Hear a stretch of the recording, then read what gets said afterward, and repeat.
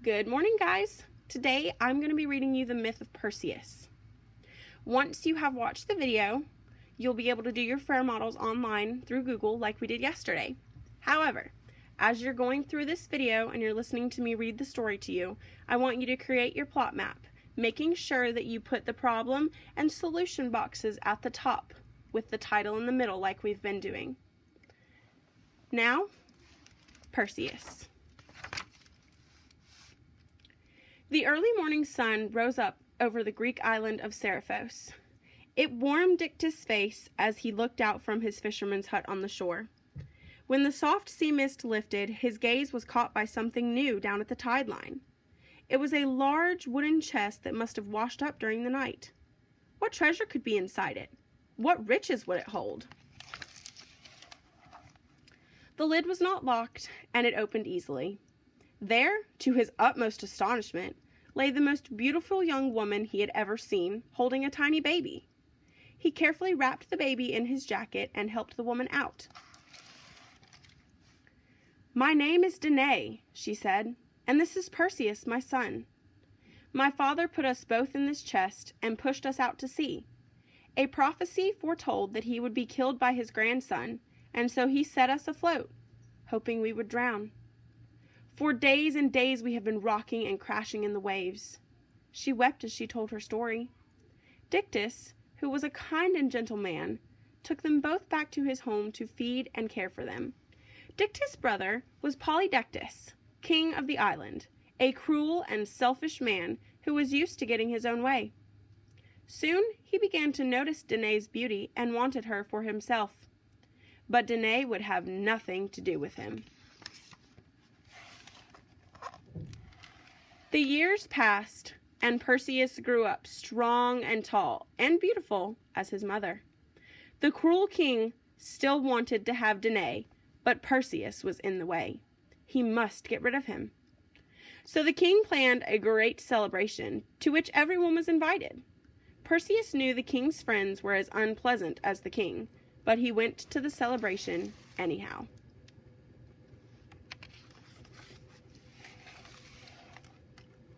Everyone bought presents for King Polydectes. When Perseus arrived, they all fell silent.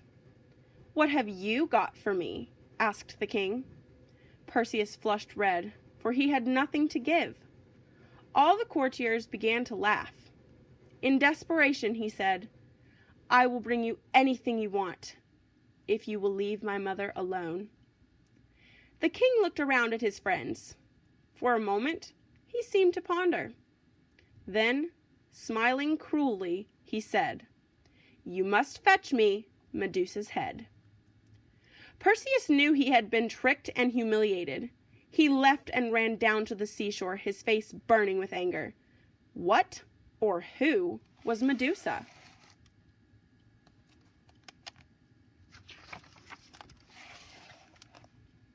As he looked out at the waves, the gods Athene and Hermes appeared from the evening mist. Perseus had never before seen any gods. To his surprise, Athene spoke in a strong, gentle voice. "We will help you get Medusa's head," she said. Perseus listened in astonishment. "First you must go to the Gray Sisters.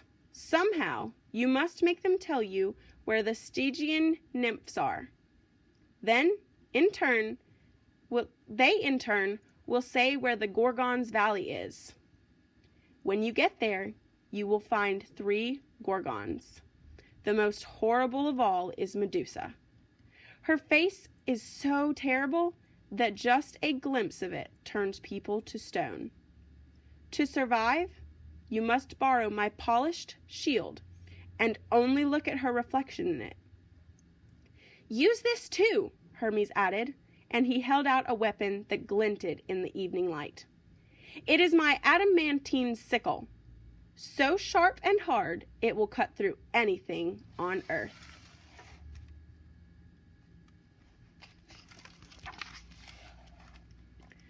Perseus set off the next morning in great excitement. Following the gods' directions, he soon found the cave where the Gray Sisters live. They were revolting, old, wrinkled, and with filthy long gray hair. They sat together, arguing and complaining as they passed something back and forth. Perseus crept closer and saw, in one claw-like hand, a single eyeball and an old brown tooth. It was the only eye and the only tooth the sisters had between them, and they took turns using them.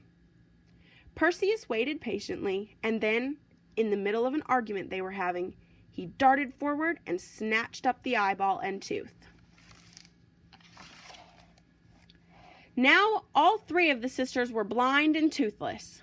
They thrashed their hands in the air and screeched at each other. "Tell me where the Stygian nymphs live, and I will return your eye and your tooth to you," Perseus said. He was soon on his way again.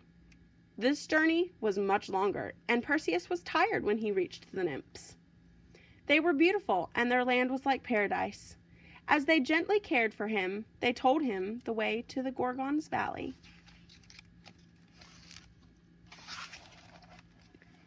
He had a long night's rest to gather his strength, and in the morning, before the nymphs set him on his way, they gave him a bag, a cap, and a pair of winged sandals.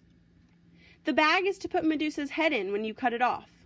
The cap will make you invisible, and the sandals will let you fly from the fury of the other two Gorgons.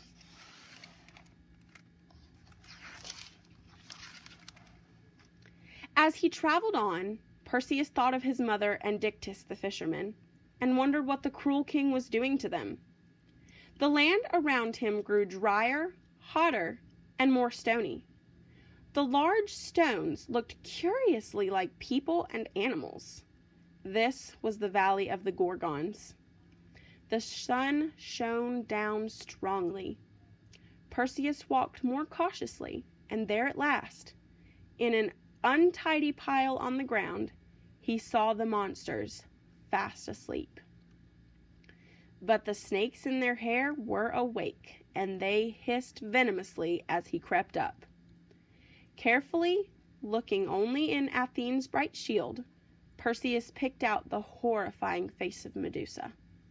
The snakes darted at his ankles as, with one mighty stroke of the sickle, he hacked off her head.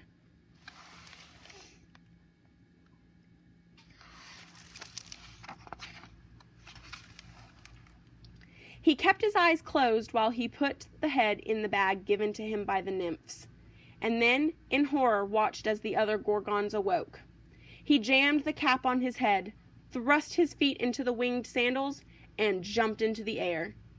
The most terrible screams and howls trailed away below him as he flew up, ever upward, until, like a great invisible swallow, he curved south, away from that awful valley.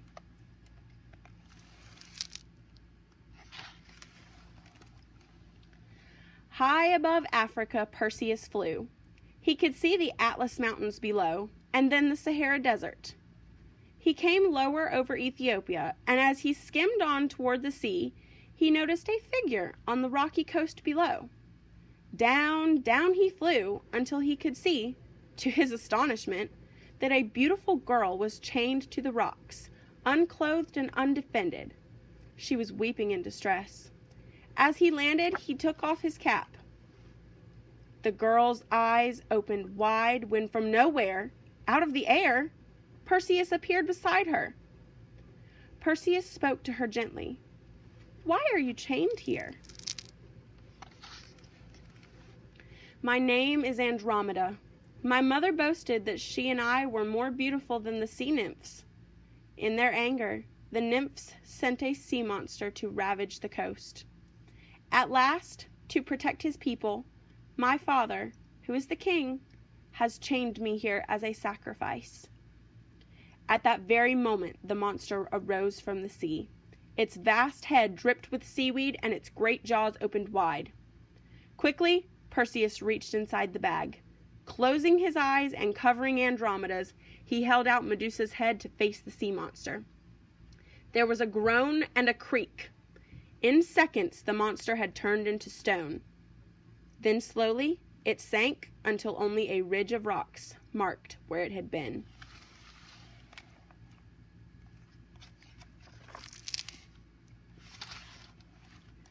With the sickle, Perseus cut Andromeda's chains.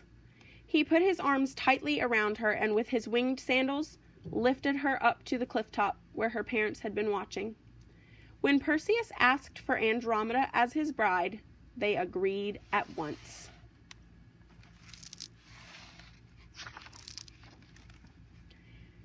After many celebrations, the couple returned to the island of Seriphos. King Polydectes, angered to see Perseus return, sneered at him. "Here's the great hunter with the Gorgon's head," he cried. The king's courtiers laughed and jeered too. Perseus stood still and waited. "I have kept my promise. Do you want to see what I've brought you?" he asked quietly. They nodded eagerly, still snickering at him. Turning his face away, Perseus drew Medusa's head out of the bag.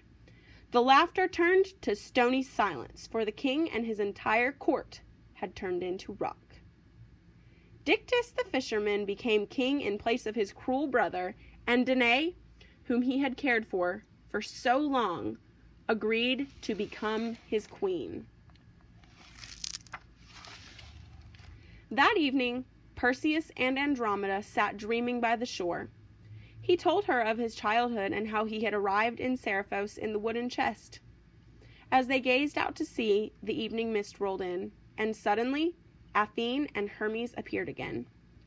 Perseus stood up and thanked them for all their help.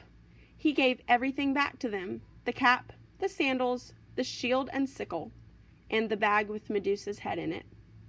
The gods vanished into the night, and Perseus put his arm once more around Andromeda.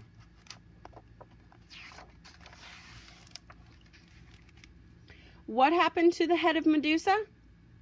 It was set into Athene's shield to strike terror into her enemies. And that, my dears, is the myth of Perseus.